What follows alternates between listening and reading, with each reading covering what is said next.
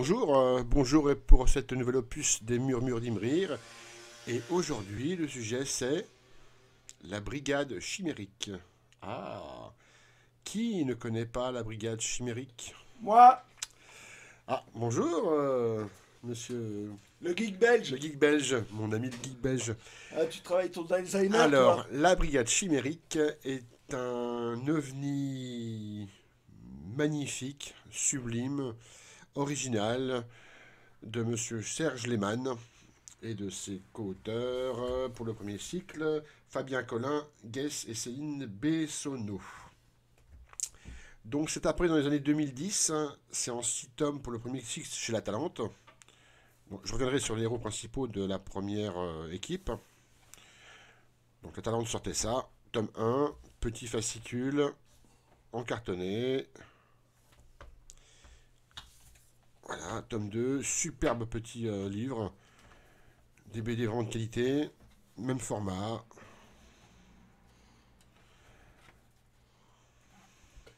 Très dans le graphique, un peu à la Mignola et à la bas, je trouve. Vraiment, c'est sur le découpage, sur le lettrage, c'est vraiment excellent. Ça paraît épuré comme ça, mais c'est super riche, hyper riche. Voilà. Volume 3, on va faire les 6. Il y en a 6, hein, voilà. Ça, c'est chez La Talente, voilà. C'est on va dire la première édition. Ce qui est plutôt ouais, étonnant pour la Talente, Oui, qui fait plutôt des bouquins. tout à fait. Donc un peu l'exception à la Talente, Voilà. quelques BD. Au format américain, hein, à Oui, l'américaine, vous hein, verrez. format comics. Monsieur Felifax, on le retrouve dans la saison 2, mais je vous en parlerai tout à l'heure. Hop. Superbe. Ah, vraiment, chaque volume fait vraiment une création graphique qui est vraiment excellente. La Talente a fait vraiment du très très bon boulot. Voilà. Donc, le sujet de la brigade chimérique, qu'est-ce que c'est? Alors, c'est, comment vous dire, c'est du pur Frenchy, du pur français, sur le retravail, sur une approche originale du super-héros, style X-Men. D'ailleurs, ça ne cache pas. Je, dans le tome 2 qu'ils ont sorti il y a récemment, ils s'en cachent pas. Mais à la sauce, comment vous dire, c'est un mélange entre les Brigades du Tigre, entre les X-Men de l'époque, mais les X-Men, l'équipe or, hein, l'âge d'or des X-Men, et la France. La France des années 10, 20, 30. Donc cette équipe-là, ce sont la Brigade Chimérique. Donc ils sont quatre. Il y a donc Marie Curie, qui est leur grande chef. C'est à peu près leur professeur X à eux. Et ça, c'est génial, j'avoue. Il y a Nick Talop, qui est bien connu dans, entre guillemets, des littératures de genre, qui est le chef des réseaux, on va dire, français, le chef de la police. Euh, voilà, Donc Nick Talop. le Nyctalope, créé à l'origine par Jean Delahirt, qui faisait dans la science-fiction, autant dans le fantastique Ouais. qu'en policier. Il faisait de tout, cette personne-là. Et donc Marie Curie récupère nos quatre joyeux larrons sur les tranchées de 14-18. Et il se passe des trucs, il se passe des changements. D'ailleurs, ils appellent ça le Factor X, hein. Ils s'en cachent pas, Serge Lehmann. Et des individus divers et variés deviennent des super-héros à la française. Et à la française, toujours dans ce côté Brigade du Tigre. Imaginez, hein, on est vraiment en 14-18 jusqu'aux années 30 avant la guerre, et ça c'est génial. Donc il y a un côté hyper vintage, hyper à la papy, j'ai envie de dire, ouais, à la Jean Gabin, quoi. Enfin, je sais pas. C'est. Bon, voilà. Donc leur QG est à Paris. Et il se compose du Baron Brun, un grizzly semi-intelligent qui est pas bourrin du tout, mais qui est quand même assez costaud. Le Baron Brun, c'est lui. Donc, voilà. Il se compose de Sérum. Alors, Sérum, c'est un scientifique, mais faut pas le toucher. Sérum, c'est une sorte de mort-vivant, et si vous le touchez, s'il touche quelque chose, ça meurt. Ce qui est génial. Il y a Matricia. Matricia, c'est une déesse païenne, c'est une sorte de femme fleur toute nue. D'ailleurs, ça avait posé problème dans la sortie américaine, parce qu'elle est clairement à poil. Hein. Bon, nous, ça ne choque pas parce que bah, le sexe, on sait ce que c'est. Les ricains, moins. Donc, je sais pas comment Serge Desman a amené ça. Si on lui a foutu un bikini, ou je sais pas. J'ai pas. Me parle pas, moi je sais Ouais, pas. je sais pas. Bah, si ça vous intéresse, mais vous irez chercher l'info. Il y a aussi donc, la femme fleur matricia, capable d'accélérer le métabolisme de toute chose vivante. Et de lui là, l'espèce d'ange avec l'épée en flamme, c'est le soldat inconnu. Oui, le soldat inconnu. C'est l'esprit de la France. Voilà. Je vous rassure, il n'y a rien, parce qu'on est dans une époque un peu, comment dire, tendue, il n'y a rien de facho. Loin de là. Mais il faut rester dans le symbolique, il faut rester dans l'époque, dans l'atmosphère de l'époque. Et ça, ce d'inconnu, il est génial. Et c'est un ange, et voilà. Et puis si ça te plaît pas, bah, comme je dirais à Benoît, allez vous faire enculer. Donc voilà, et ils sont la garde rapprochée de Marie Curie, qui sont les protecteurs de la France et de Paris. Voilà. Ils habitent au centre du Radium. C'est un peu l'académie pour jeunes surdoués du professeur Xavier. Et dans ce petit contexte, eh bien, s'élabore une géopolitique à l'époque, donc je vais vous la montrer là, où la Russie développe plutôt des facteurs X à la soviétique, dans des machines très performantes. Il y a le golem qui apparaît à Prague, parce que c'est un peu tendu pour les juifs. Le docteur Mabuse qui est un personnage hyper connu. Ah oui, c'est... Voilà. C'est un maître hypnotiseur et on va dire qu'il copule plus ou moins avec les nazis. Donc Marie Curie, Léo Sinclair alias Nyctalope.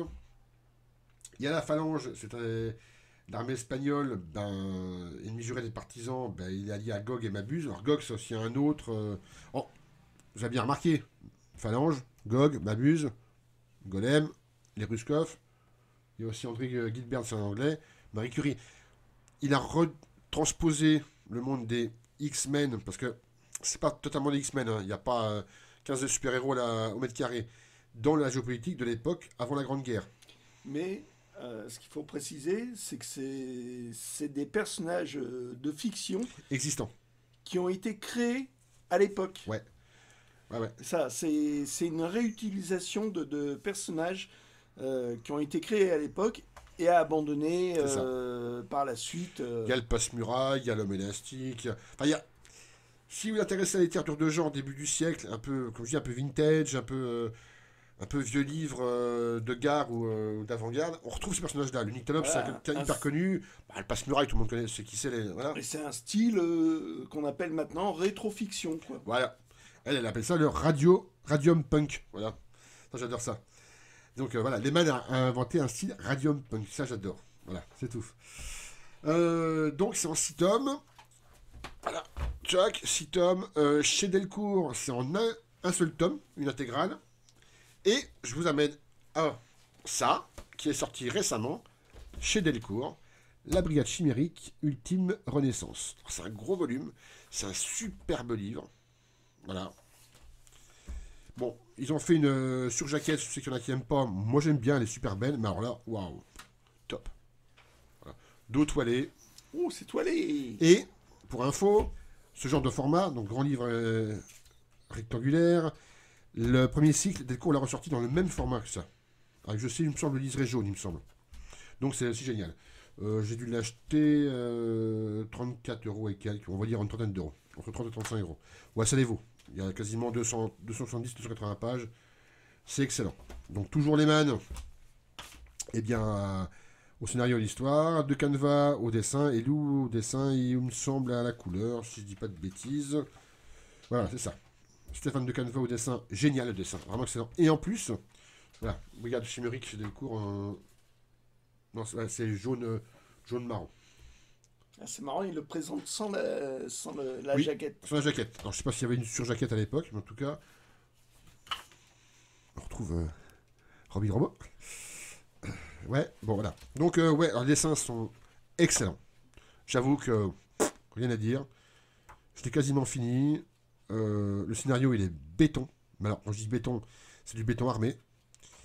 Il reprend le mythe, la brigade chimérique, mais d'une façon très contemporaine. Là, on est en 2000, on est maintenant 2020-2025, on est à Paris.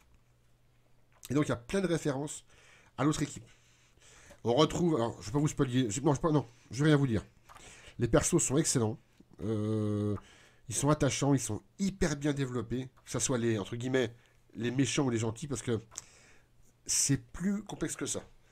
C'est plus...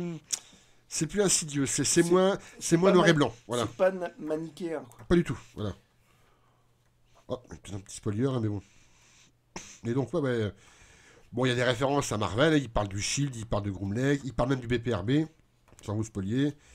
Mais on sent vraiment que Lehman, c'est un geek, quoi. La pop culture, il maîtrise. Hein. Moi, j'ai envie de dire, waouh. Et puis, bon, ben, on va quand même faire un petit truc sur Lehman pour dire que effectivement Putain. c'est un écrivain. Ouais, de côté, la brigade. Alors, la brigade volume 2, j'ai envie de dire, je vais vous dire dessus. Ça, c'est la 1, mais la 2 est totalement différente. Mais il y a plein de ponts. Donc, vous verrez par vous-même. Là, le murmure d'Imri, c'est pas pour vous raconter l'histoire, du comment, du pourquoi, c'est vous donner envie. Et là, franchement, on a affaire à un bijou. Déjà, là, le cycle 1, c'est un bijou. Et là, j'ai envie de dire, celui-là, c'est une pépite, quoi. C'est une pépite. Voilà, c'est vraiment. C'est tellement original, c'est tellement bien torché, c'est tellement bien amené que même quelqu'un qui n'a pas une culture geek développée peut apprécier. Et c'est surtout. Et ben, je vais te foutre la merde. Il n'a pas aimé, c'est pour ça. Voilà. Oui, mais tu m'en as dit trop de bien. Bah oui, je peux Alors pas. peut-être que j'attendais trop. C'est bien, c'est Et bien. bah, il faudrait peut-être que je le relise parce que quand même, bah, Serge Lehmann, moi, ça fait quand même des années que je connais. En roman. Hein. En roman, parce que moi, c'est mon pote André qui m'a montré ça, notamment dans ce fanzine plus ou moins devenu officiel maintenant. Pardon. Hein. Donc Lehmann faisait des nouvelles. Il a eu un recueil de nouvelles et il a commencé notamment dans Anticipation. Ah ouais. Voilà. Hein, c'était son pseudo, Donérial. Donc ça, je l'ai lu il y a des années. Bon, c'est écrit gros, ça se lit vite, Ah, mais c'était vachement sympa. Et puis il avait un côté plus fantastique, avec un espion d'étrange, un peu détective, un truc pareil, comme ça. Carl Dex, c'est encore un pseudo, quoi. Ouais. Il aimait bien les pseudos aussi. Puis bon, bah, ça a continué. Il a même eu sa propre collection avec Faust, Waouh. où il y en a eu 3. Avec un côté plutôt cyberpunk, un Ouais. peu post-apo. Et d'ailleurs, Serge Lehmann, il a bossé aussi sur des BD.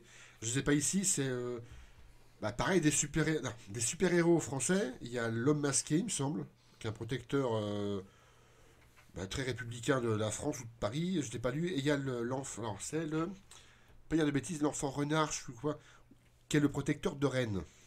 Je sais qu'il a bossé dessus. Alors, l'enfant renard, je suis pas sûr.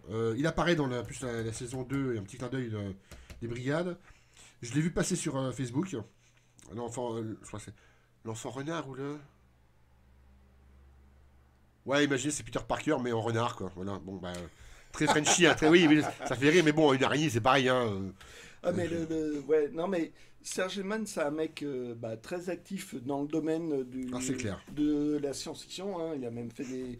Voilà, donc il a fait une ou deux. Enfin, au moins 2 recueils de nouvelles. Ouais. Ouais, Voilà, cool. c'est. Excellent. Bon, bah, quand j'en trouve, hop, j'en prends. Ah, t'es fan, quoi. Ah ouais. Cool. C'est pour ça que quand j'ai lu la BD, que je sais pas, il n'y avait pas l'étincelle que j'avais d'habitude. Ah, moi, je suis un fan de comics, donc, comme toi aussi, mais voir ça, plein de petites anecdotes, même cachées, que tu redécouvres après une deuxième lecture, moi, je suis assez fan. Voilà, j'avoue que. Bah, je me dis qu'il va falloir que je le relise une fois que bon bah la surprise est passée. Voilà, donc Serge Lehmann, puis bon, il a travaillé un peu avec tout le monde dans tous les domaines dans le cinéma, je crois, Oui, ouais. plein de choses Ouais, comme ça. exact. Ça, c'est pas mal. C'est vraiment du fanzine bien, Ah, bien c'est underground, comme dirait l'autre. non, c'est de Tiens, voilà. l'hyper qualité Le signe de du pic de fanzine. Hein. Serge Lehmann. Une sauce. Ah, là, il commençait, et puis... ouais, non, il était... Waouh. Waouh, waouh, waouh. Ouais. Ah, ça, après, c'est devenu les moutons électriques, hein. L'édition moutons électriques. D'accord, ok. Ok. Voilà, qui a un super, une super maison d'édition Édition, je suis d'accord. dans, Ouais, j'avoue, j'avoue. dans le domaine des genres Donc comme ça. voilà. Donc oui, ah bah, quand même sujet essentiel. De quoi ça parle la brigade chimérique? Donc je vous ai donné le cadre. On est en France, à Paris, années 10, années 20 et début des années 30 avant la Deuxième Guerre mondiale, la Grande Guerre. Et ben c'est la fin des super-héros européens. Voilà, des vieux héros européens. Et c'est un processus d'effacement progressif de cette histoire, on va dire, parallèle, de cette réalité. Je vous en dirai pas plus. C'est développé dans le tome 2, repris par le professeur de fac, là, celui-là, là, le blond, professeur Dex.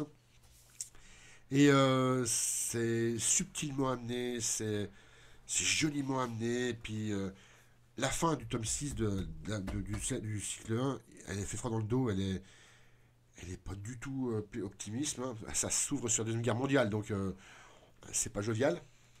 Hein. C'est pas un bouquin. Je peux pas dire que c'est une happy end ni une bad ends. Je peux pas dire ça. Mais c'est sans concession. C'est sans. C'est une fin logique. C'est une fin logique et c'est surtout une fin où tu t'y attends. Tu t'y attends pas. Tu... Ah merde. Ah bah tout ça pour ça quoi. Mais le tome 2 réveille entre guillemets un souvenir diffus. Ah je peux pas vous en dire. Si je vous dis je commence à développer, je vais spoiler le tome 2 et c'est joliment amené. Voilà. Bah, disons que moi, ce que je vais dire, c'est que bon, le côté super héroïque en France existait, Ah oui, oui. a existé Ah ouais. en France. Bah, même que bah, Passe-Muraille, le Nyctalope, même comment le voleur, là, comment il s'appelle on a fait récemment un revival, là, Arsène Lupin. Arsène Lupin, quelque part, c'est un peu un super-héros à sa Mm. façon. C'est un peu le Batman de l'époque, si je. Enfin, je sais pas Ouais, comment ouais. expliquer ça. C'est. J'ai envie de Disons dire, que les Brigades du Tigre, c'est pareil, c'est des super flics, enfin, c'est. Avec le côté non fantastique, voilà, mais ça reste des super-héros. et c'était un genre qui existait bien Oui, en France, quoi. Je c'est veux ça. dire, c'est le côté science-fictionnesque en France. Il a existé bien avant Jules Verne. Il était. Faut voir l'énorme bouquin, enfin en 2 tomes, qui s'appelle Rétrofiction pour voir Oui, ça. exact. Euh, et en fait, tout ce côté un peu super héroïque, euh, c'est plutôt arrêté, notamment à cause de la loi de 1949 sur la lecture de la jeunesse, la protection de la Ouais, c'est jeunesse, ça, oui. Oui. qui a sabré bah, tout ce côté-là, qui a arrêté un peu tout ce domaine-là. Je te coupe, Garçon Renard, voilà. Garçon renard. Et L'homme Ah ouais. masqué, qui est une BD de Serge Lehmann. Je sais pas si elle est parallèle à la brigade, mais qui est dans le mouvement, quoi. Dans Lequel? le Là, l'homme masqué. L'homme masqué, je Et connais Garçon pas. Renard. Et il y a même une BD qui est sortie, ça s'appelle Le Garde républicain. Je sais pas du tout ce que ça vaut. C'est une sorte de protecteur de la République. Alors, mais ça reste toujours le côté, il y a toujours le côté esprit français, quoi. Alors, on peut aimer, on peut pas aimer, je m'en fous. La polémique, elle n'est pas là, puis il n'y a pas lieu d'être. Mais les Américains, ils pourraient faire, pourquoi pas nous?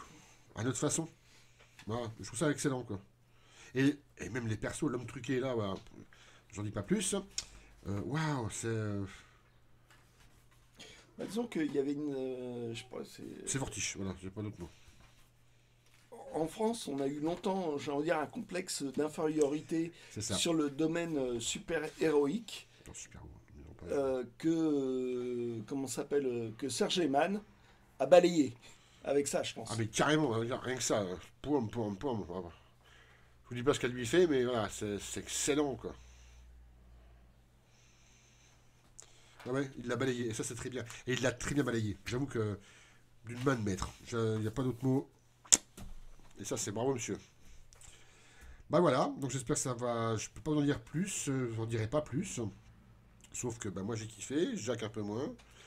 Et que Ouais, ça vaut quand même le coup. faut Putain, que je c'est. relise, faut que je relise. Après, les dessins, j'avoue, dans le cycle 1, mais c'est cohérent. C'est cohérent.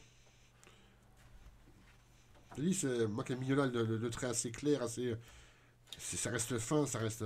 Ah non, moi j'ai rien à reprocher. C'est beau, quoi.